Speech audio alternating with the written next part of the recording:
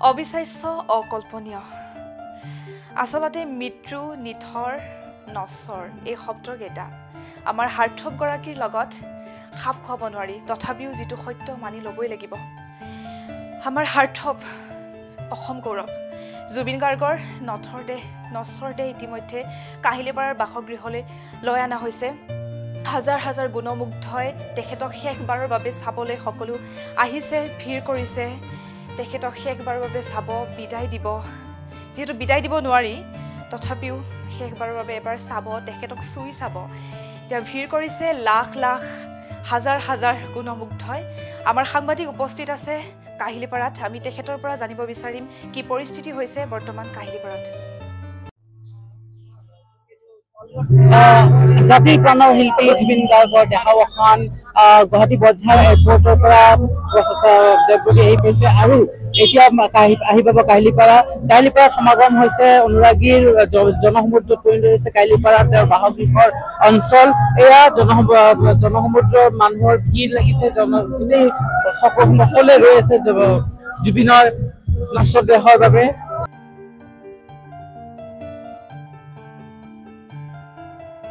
জুবিনদা মৰি বহুত দুখ আৰু খবৰ ভাষা নাই জুবিন সদায় জীয়াই থাকিব আমাৰ মাজত জয় জুবিনদা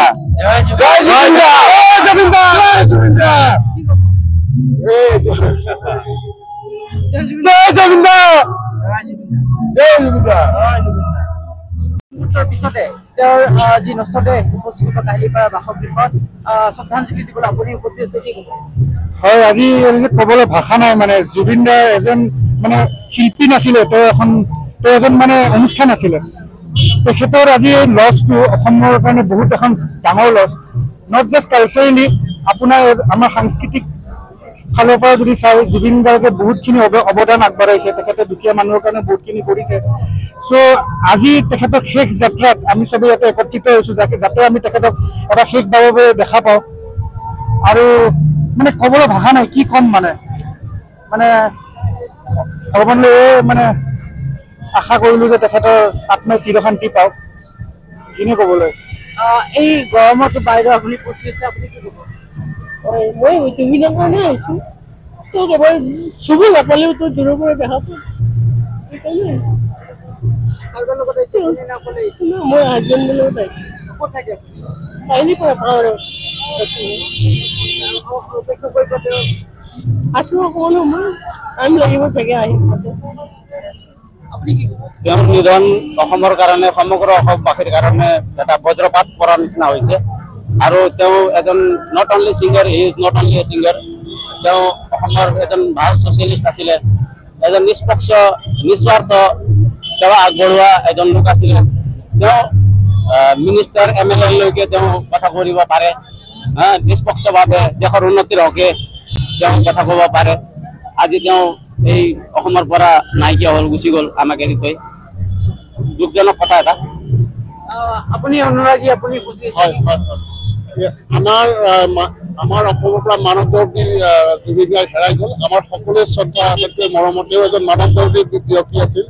তেওঁ মানৱ দৰ্দী হিচাপে অসমৰ কাৰণে যিখিনি কাম কৰি গ'ল সেইখিনি অপূৰণীয় ক্ষতি হৈ ৰখিব আমাৰ প্ৰতিজন অসমীয়াই তেওঁক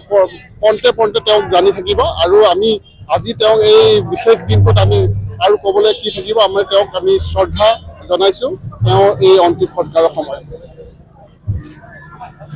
তেওঁৰ অন্তিম বিদায়ত মই এইখিনিয়ে ক'ব বিচাৰিম যে তেওঁ কৈছিলে যে মই যিদিনাখন ইয়াৰ পৰা গুচি যাম সেইদিনাখন অকল মায়াবিনী গীতেই চলিব তো মই তেওঁৰ কাৰণে দুই এষাৰ গুণগুণাই দিছোঁ যে মায়াবিনী ৰাতিৰ বুকুত দেখা পালো তোমাৰ ছবি ধৰা দিলা গোপনে আহি ইয়াৰ কোনত তুমি যে মোৰ শুকান বনত নিয়ৰৰে চেঁচাটো পাল নামি অহা ৰ'দৰে লৈ মোৰ দেহৰ প্ৰতি পুৱাত ধুমুহাৰ সতে মোৰ বহু যুগৰে নাচোন আন্ধাৰো সঁচা মোৰ বহু দিনৰে আপোন নিজানৰ গান মোৰ শেষ হ'ব ভাবো তোমাৰ বুকু তেওঁৰ নিজানৰ গান আমাৰ বুকুতে শেষ হৈ গৈছে কথাটো এইটোৱে আমাৰ সমগ্ৰ অসমবাসীৰ বুকুত তেওঁৰ নিজানৰ গান শেষ হৈ গৈছে জয় জুবিন দা জয় আই অসম